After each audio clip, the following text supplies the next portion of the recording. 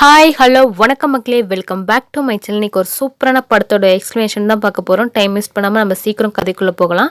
படத்தோட ஸ்டார்டிங்ஸ்லேயே நம்ம வாழை படத்தில் நடித்தாங்க இல்லையா, திவ்யா துரைசாமி, அவங்கள தான் காட்டுறாங்க. இவங்க தான் அந்த படத்தோட ஹீரோயின். இவங்க ஒரு துணிக்கடையில் வேலை பார்க்குறாங்க. நம்ம ஹீரோயின் போகிற இடத்துக்கெல்லாம் ஒரு பையன் துரத்தி துரத்தி வந்து லவ் பண்ணுறான். அந்த பையனுமே ஹீரோயினுக்கும் பிடிச்சிருக்கு. அவங்களும் பார்த்து சிரிக்கிறாங்க. ஆனால் 2 பேருமே பேசிக்கிறது இல்லை. ஹீரோயின் போகிற இடத்துக்குலாம் இந்த பையனும் ஃபாலோ பண்ணிட்டு வந்து ஹீரோயினை பார்த்துக்கிட்டே இருப்பான். ஆனால் 2 பேரும் இன்னும் வாயை திறந்து பேசிக்கல. ஆனால் 2 பேருக்குமே ஒருத்தரை பிடிச்சிருக்கு. சீனை கட் பண்ணால் ஹீரோனோட குடும்ப லைஃப்பை காட்டுறாங்க. ஹீரோனோட அம்மா வந்து ஒரு நகை கடையில் தான் வேலை பார்த்துட்டு இருக்காங்க. ஹீரோனோட அப்பாவுக்கு 2 கிட்னியுமே ஃபெயிலியர் ஆயிடுச்சு. அதனால இனிமேல் டயாலிசிஸ் பண்ணணும். அதுக்காக செலவுக்கு இவங்க என்ன பண்ணுறதுனே தெரில. எல்லா இடத்துலையும் கடன் கேட்குறாங்க. ஆனால் யாரும் கடன் கொடுக்க மாட்டுறாங்க. ஒரு நாள் ஹீரோயின் வீட்டுக்கு வந்து பார்த்தா வீட்டில் நிறைய பேர் உட்காந்துருக்காங்க. இவங்களும் யார் என்னன்னு சொல்லிட்டு அம்மாட்ட கேட்டால், இந்த இங்கே உட்காந்துருக்காரிம்மா, இவர்கிட்ட நான் அப்பாவுக்கு டயாலிசிஸ் பண்ணுறதுக்காக ஒரு 2 லட்சம் கடன் கேட்டேன். அவர் தான் அப்பையிலேருந்து நான் வேலை பார்க்குற முதலாளிக்கு குழந்தை இல்லை, பொண்ணை வந்து வாடகை தாயாக கேட்குறாங்க, கொடுத்தேன்னா உனக்கு 10 லட்சம் பணம் தருவாங்கம்மான்னு சொல்லிகிட்டே இருந்தாங்க. என்னால் என் பொண்ணு வாழ்க்கையை வீணாக்க முடியாதுன்னு சொல்லிட்டு நான் எவ்வளோ முடியாதுன்னு சொல்லிட்டோம்மா. அவங்க தான் இருந்தாலும் உங்கள் பொண்ணுக்கிட்ட நாங்கள் ஒரு தடவை நேராக வந்து பேசுகிறோன்னு சொல்லிட்டு வந்திருக்காங்கன்னு சொல்ல ஹீரோயினுக்கு எல்லாம் புரிஞ்சிருது. அதே மாதிரி வந்த நகைக்கடை தம்பதியும் ஹீரோயின்கிட்ட எல்லாத்தையும் எடுத்து சொல்கிறாங்க, கொஞ்சம் எங்களுக்கு ஹெல்ப் பண்ணுங்கம்மா, 10 வருஷமாக எங்களுக்கு குழந்தையே இல்லை, நீ எவ்வளோ பணம் கேட்டாலும் நாங்கள் தரோம், உங்கள் அப்பா ட்ரீட்மெண்ட்டே நாங்கள் பார்த்துக்குறோன்னு சொல்லி பேசி முடிச்சிடுறாங்க. அது மட்டும் இல்லாமல் நீ கன்சீவாக இருக்க டயத்தில் இங்கே இருக்க வேணாம், நாங்கள் உங்களை ஒரு அப்பார்ட்மெண்ட்டில் வச்சு பார்த்துக்குறோம், குழந்தை பிறந்தோன்னே குழந்தைய எங்கள்கிட்ட கொடுத்துட்டு நீ போயிடலாம், யாருக்குமே இந்த விஷயம் தெரியாதுன்னு சொல்கிறாங்க. ஹீரோயினுமே யோசித்து பார்க்குறாங்க. அப்பாவுக்கு ட்ரீட்மெண்ட்டுக்கு காசே இல்லை, யார்கிட்ட கடன் கேட்டாலும் காசு தரமாட்டுறாங்க, இதை விட்டால் நமக்கு வேறு வழி இல்லைன்னு சொல்லிட்டு ஹீரோயினும் ஓகே சொல்லிடுறாங்க. அதுக்கப்புறம் என்ன, தனியாக ஒரு அப்பார்ட்மெண்ட்டில் வச்சு நல்லா பார்த்துக்கிறாங்க. வாரத்துக்கு ஒரு தடவை வரும்போதெல்லாம் ஃப்ரூட்டு, பழம், ஜூஸ் அப்படி இப்படின்னு சொல்லிட்டு எல்லா செலவையும் பார்த்துக்கிறாங்க. இதுக்கிடையில் ஹீரோயினை ஒரு பையன் லவ் பண்ணிகிட்டு இருந்தான் இல்லையா, அந்த பையன் ஹீரோயின் வேலை பார்க்குற கடைக்கு டெய்லியும் போய் அங்கே வரலன்னு தெரிஞ்சோன்னா அந்த ஏரியாலே சுற்றி சுற்றி பார்த்துக்கிட்டு இருக்கான். அப்போ தாங்க ஒரு அப்பார்ட்மெண்ட் மாடியில் பால்கனியில் அவங்க உட்காந்துருக்கதை பார்த்து ஹாய் காட்டுறான். ஹீரோயினை எழுந்திரிச்சு நிற்கிறத பார்த்தோன்னா அவங்க கன்சீவாக இருக்கிறது புரிஞ்சிருது அவனுக்கு. எதுவுமே சொல்லாமல் அங்கேருந்து போயிடுறான். ஹீரோயினுக்குமே வருத்தமாக இருக்குது. அதுக்கப்புறம் அம்மா கிட்ட சாப்பிட்டுக்கிட்டே பேசிகிட்டு இருக்காங்க. என்னம்மா இந்த மாதம் காசு கொடுத்தாங்களான்னு கேட்க, இந்த மாதத்துக்கு இன்னும் காசு வரலம்மா, நானும் ஃபோன் அடித்தேன், ஃபோனே எடுக்கலை அப்படின்னு சொல்கிறாங்க. அப்போ யாரோ காலிங் பெல் அடிக்கிறாங்க. ஹீரோயினோட அம்மா தான் போய் ஓப்பன் பண்ணி பார்த்தா ஹவுஸ் ஓனர் வந்திருக்காரு. என்ன சார் இப்போ வந்திருக்கீங்கன்னு கேட்க, ஆமாம்மா இந்த மாதத்தோட நீங்கள் வீடு காலி பண்ணுறீங்களா, அதனால தான் புது ஆளை அழைச்சிட்டு வந்து வீடு காட்ட வந்திருக்கேன்னு சொல்ல, என்ன சார் நாங்கள் காலி பண்ணுறோம்மா, குழந்தை பிறந்தோன்னே தானே நாங்கள் போகிறதா இருந்துச்சுன்னு கேட்க, இல்லைம்மா உங்களை இந்த வாடகை வீட்டில் வச்சார் இல்லையா, அந்த சாருக்கு தான் ஃபோன் அடித்தோம், நாங்கள் இந்த மாதத்தோட வாடகை வீட்டை காலி பண்ணிடுறோம், அட்வான்ஸ் பணத்தில் இந்த மாதம் வாடகை எடுத்துக்கங்கன்னு சொன்னார் அப்படின்னு சொல்ல இவங்களுக்கு பக்குன்னு இருக்குது. உடனே அந்த நகைக்கடை ஓனருக்கு ஃபோன் அடிக்கிறாங்க. ஃபோன் ரிங் ஃபுல்லாக போகுது, ஆனால் எடுக்கவே இல்லை. சரி என்ன, அவரோட வீட்டுக்கே வந்து பார்த்தா வாட்ச்மேன், ஐயா இவங்க எல்லாம் ஃபாரின் போயிருக்காரு, வரத்துக்கு 1 வாரம் ஆகும்னு சொல்கிறாங்க. சரி அம்மாவை பார்க்கலாமான்னு கேட்டால் அம்மா அவங்க அம்மா வீட்டுக்கு போயிருக்காங்கன்னு சொல்கிறாங்க.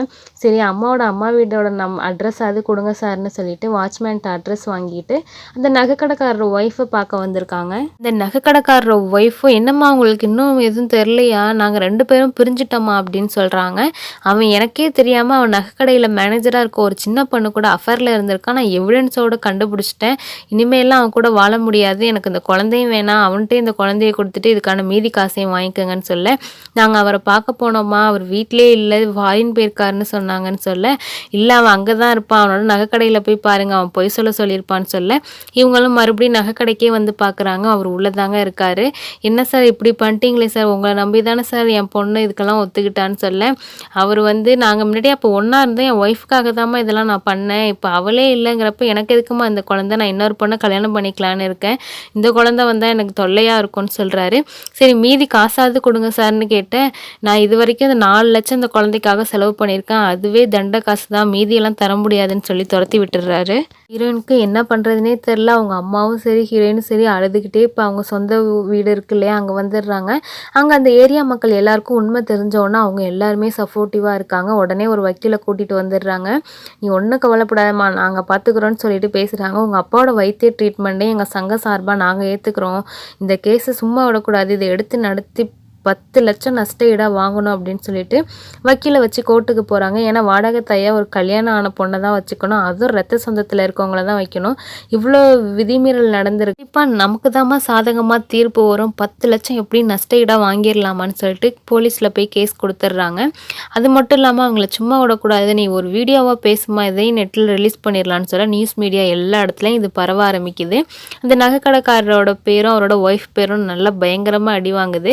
இதெல்லாம் டிவியில் பார்த்த அந்த நகைக்கடைக்காரருக்கு பயங்கர ஒரு மாதிரி ஆகுது, என்னடா நம்ம பேரே நாரடிச்சிட்டாலேன்னு சொல்லிட்டு. பத்தாயிரத்துக்கு இவரோட ஒய்ஃப் ஏன் பணத்தை கொடுத்து ஆஃப் பண்ணுறதை விட்டுட்டு இப்படி மீடியா வரைக்கும் கொண்டு வந்து பேரை நாரடிக்கிற, எவ்வளோ காசு இருக்குது உன்ட்ட, அந்த பணத்தை கொடுத்துட்டு அந்த குழந்தைய வாங்கி ஏதாவது ஒரு அனாதை ஆசிரமத்தில் சேர்த்து விட்ற வழியை பாரு அப்படின்னு சொல்லி திட்டுறாங்க. பத்தாயிரத்துக்கு இவர் நகைக்கடை வந்து தனியாக வச்சுருக்க மாட்டார், பார்ட்னர்ஷிப்பில் தான் வச்சுருப்பாரு. அந்த பார்ட்னர்ஸ் எல்லாருமே இப்போ பாரு நகைக்கடைக்கு வர கஸ்டமரும் குறைஞ்சி போயிடுச்சு, பேரே இப்படி கெடுத்துட்டியே, உன்ட்ட இல்லாத பணத்தை கொடுத்து முடிச்சு விட்றதை விட்டுட்டு இப்படி கேஸை பெருசாக்கி வச்சுருக்க, மீடியாலெலாம் பேர் வந்துருச்சு அப்படின்னு சொல்லி திட்டுறாங்க. இவருக்கும் பயங்கர வெக்ஸ் ஆகுது, என்னடா இது, நம்ம அப்பயே பணத்தை கொடுத்துருந்துருக்கலாமோ, தப்பு பண்ணிட்டோமோன்னு சொல்லிட்டு. பத்தாயிரத்துக்கு இவர் இன்னொரு பொண்ணை கல்யாணம் பண்ணலான்னு இருந்தார் இல்லையா, அந்த பொண்ணுமே இனிமேல் அவனை கல்யாணம் பண்ணிக்க மாட்டேன், உன் பேர் கெடுறது இல்லாமல் என் பேரையும் வேறு நியூஸில் போட்டு காட்டுறாங்கன்னு சொல்லிடுறாங்க அந்த பொண்ணும். இன்னும் இந்த நகைக்கடைக்காரர் மறுபடியும் ஹீரோயின் வீட்டுக்கு போகிறாரு. ஹீரோயினோட அம்மாட்ட தான் போய் பேசுகிறாரு. நான் அன்னைக்கு பண்ண தப்பு தாம்மா, கொடுக்குற பணத்தை விட நான் பேசின பணத்தை விட இன்னும் எக்ஸ்ட்ராவே பணம் எடுத்துகிட்டு வந்திருக்கேன், இந்த பணத்தை வச்சுக்கோங்கம்மா, நான் அன்றைக்கி பேசினதுக்காக மன்னிப்பு கேட்டுக்கிறேன், நீங்கள் குழந்தை பிறந்தோடனே குழந்தைய என்கிட்டயே கொடுத்துருங்க, நான் நல்ல அனாதாசமாக பார்த்து அந்த குழந்தைய சேர்த்துடுறேன்னு சொல்கிறாரு. அப்போ கூட ஹீரோயின் வந்து திட்டுறாங்க, இப்போ கூட குழந்தைய வாங்கி வளர்க்குறேன்னு சொல்லலை, ஏதோ ஒரு நல்ல அனாத ஆசிரமத்தில் சேர்த்துடுறேன்னு தானே சொல்கிறீங்க, கேஸ் நடந்துகிட்டு இருக்கு, எதாக இருந்தாலும் நான் சட்டப்படி பார்த்துக்கிறேன்னு சொல்லி திட்டி அனுப்பி விட்டுடுறாங்க. பணத்தையுமே வாங்கலை. இதனால் நகைக்கடைக்காரரும் அவரோட பார்ட்னர்ஸும் என்ன பண்ணுறாங்கன்னா, பணம் கொடுத்தும் பேசி இந்த பொண்ணு கேஸை வாபஸ் வாங்க மாட்டேறேன்னு சொல்லிட்டா, எதாக இருந்தாலும் சட்டப்படி தான் பார்த்துக்கிறேங்கிறா, இவளை சும்மா விடக்கூடாதுன்னு சொல்லிட்டு இவளை கொலை பண்ணுறதுக்காக ஐடியா பண்ணிகிட்டு இருக்காங்க. இதுக்கிடையில் ஹீரோயினுக்கு டெலிவரி பெயினும் வந்துடுது. ஸோ எல்லோரும் சேர்ந்து கொண்டு போய் ஹாஸ்பிட்டல்லே சேர்த்துடுறாங்க. ஒரு ஆண் குழந்தை தான் பிறக்குது. ஹீரோயினுக்கு குழந்தைய பார்த்தோன்னே இந்த குழந்தைய யாருக்கும் கொடுக்கவும் மனசு வரல, இவங்களே வளர்க்கலாங்கிற முடிவுக்கு தான் வராங்க. சரி, என்ன ஹாஸ்பிட்டல்லே இருக்காங்க 2-3 நாளைக்கு. ஹீரோயின் தான் அந்த குழந்தைய பத்திரமா பார்த்துக்கிறாங்க.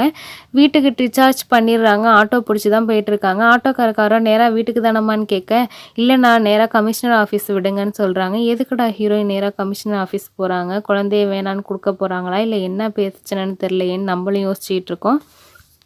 அங்கே போய் பார்த்தா கொடுத்த கம்ப்ளைண்ட்டை வாபஸ் வாங்குறாங்க. அந்த போலீஸ் ஆஃபீஸர்ஸு, ஏம்மா வாபஸ் வாங்குற, சட்டப்படி கேஸ் போனால் உனக்கு 10 லட்சம் காசாவது கிடைக்குமான்னு சொல்ல, இல்லை வேணாம் சார், நான் அவரை மன்னிச்சு விட்டுடுறேன்னு சொல்லிட்டு வாபஸ் வாங்கிடுறாங்க. நியூஸ் மீடியாஸ் எல்லாருமே ஏன் வாபஸ் வாங்குறீங்க, உங்களை யாராவது மிரட்டினாங்களா என்னாச்சுன்னு கேட்க, இல்லைங்க நான் கம்ப்ளைண்ட் கொடுத்தப்ப நான் ஒரு பொண்ணாக இருந்தேன், அவரை பழி வாங்கணுங்கிற வெறி மட்டும்தான் இருந்துச்சு, இப்போ நான் ஒரு குழந்தைக்கு அம்மாவாக இருக்கேன், அதனால் நான் அவரை மன்னிச்சு விட்டுடலான்னு இருக்கேன், அந்த குழந்தையை நானே வளர்க்குறதா இருக்கேன்னு சொல்லிட்டு அழைச்சிட்டு போகிறாங்க.